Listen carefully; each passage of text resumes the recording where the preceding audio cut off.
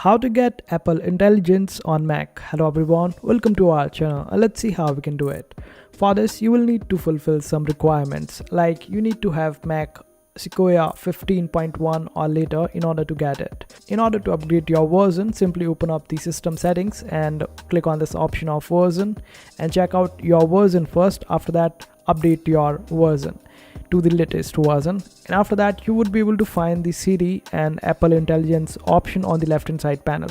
Since I'm not a fan of AI, that's why I have not updated my versions, and for you would be able to find the Apple Intelligence option over here. Simply select it and after that enable it, and you would be able to join the waitlist for it. And for most of the people out there, you would be accepted right away, and after that you can enable Apple Intelligence on your MacBook, and this way you would be able to do it. I hope this video was helpful. Make sure to hit that like button and also subscribe to our channel for more helpful videos.